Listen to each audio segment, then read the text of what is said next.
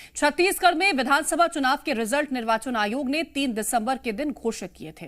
प्रदेश में बीजेपी ने 55 सीटें जीती, लेकिन इसके बाद भी अपना सीएम नहीं अनाउंस कर पाई है। सीएम के नाम की घोषणा करना पार्टी के लिए अभी तक सिरदर्द बना हुआ है। इसके लिए अब बीजेपी ने पर्यवेक्षकों की नियुक्ति कर ली है, जो विधायकों से मिलकर सीएम के नाम पर चर्चा कर आलाकमान को जानकारी देंगे। रिपोर्ट देखिए।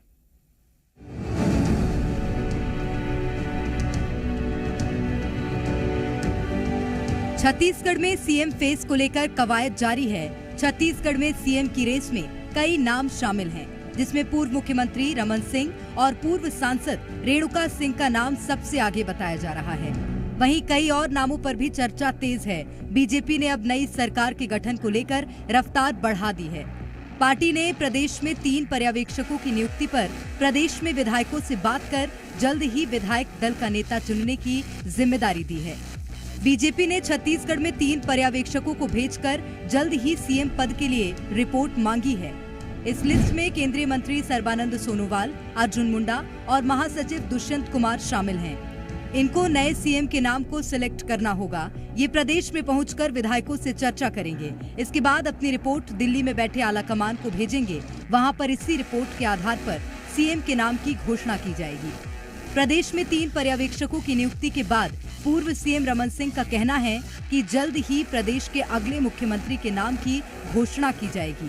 सभी को इंतजार है कि पर्यवेक्षक क्या रिपोर्ट दिल्ली भेजते हैं। ये तीनों पर्यवेक्षक आएंगे और सभी चुने हुए विधायकों से राय मशविरा लेके और उनकी राय के आधार पे केंद्र से सहमति लेकर दल के नेता का चयन की प्रक्रिया को समाप्त करेंगे।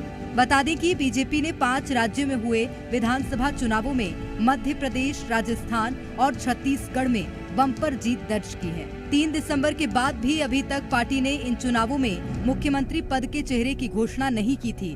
पार्टी के चुनाव जीतने के साथ ही कई दिग्गजों ने भी जीत दर्ज की है, जिसके लिए नाम तय करना मुश्किल हो गया है। बीजेपी ने अभी तक कोई भी नाम तय नहीं किए।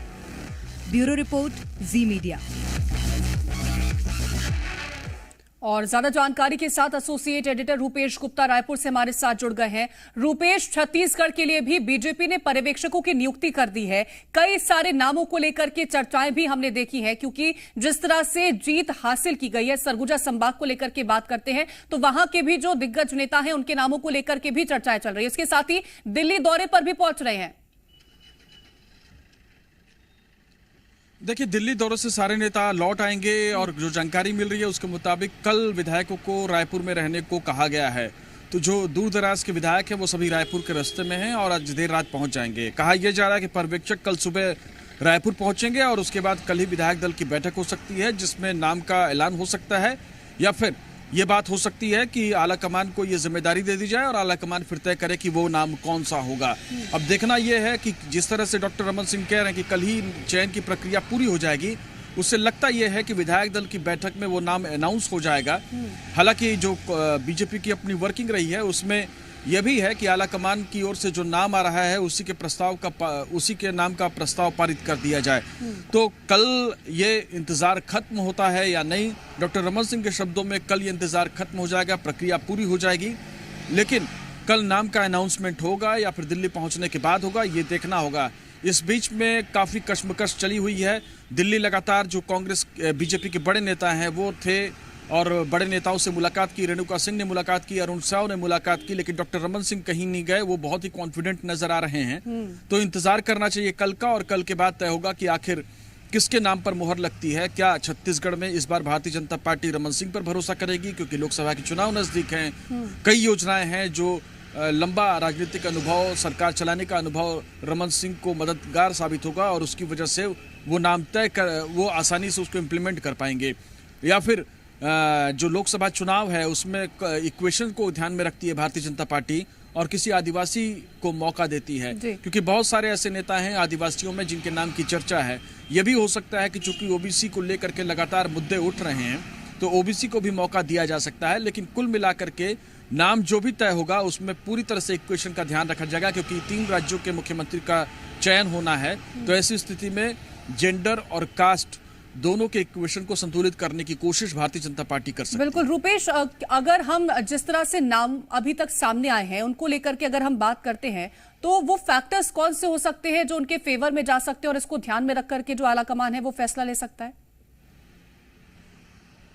देखिए, रेणुका सिंह का नाम है, तो रेणुका सिंह का नाम जो रमन सिंह के बारे में मैंने बता दिया, और रेणुका सिंह के साथ एक महिला भी होने का एडवांटेज है और आदिवासी क्षेत्र से आने का एडवांटेज है, क्योंकि सरगुजा से ही लगा हुआ झारखंड है जहां पे अगले साल चुनाव होने हैं, लोकसभा के चुनाव 6 महीने के बाद होने हैं।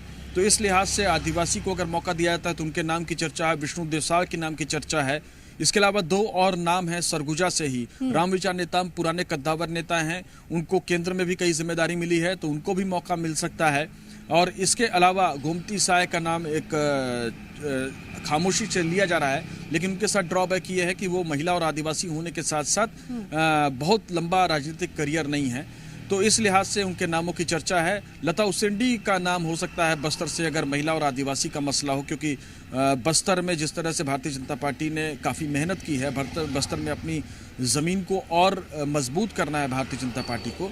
इसके अलावा ओबीसी चेहरे के रूप में, प्रदेश अध्यक्ष के रूप में जो जिम्मेदारी मिली थी अरुण साव को, उस जिम्मेदारी को उन्होंने निभाया है, तो उनके नाम की भी चर्चा है। तो ये कई सारे फैक्टर्स हैं जिसको ध्यान में रख करके कहीं ना कहीं आलाकमान जो है वो तय कर सकता है कि अगला मुख्यमंत्री कौन होगा छत्तीसगढ़ का। बहुत शुक्रिया है रूपेश तमाम जानकारी के लिए।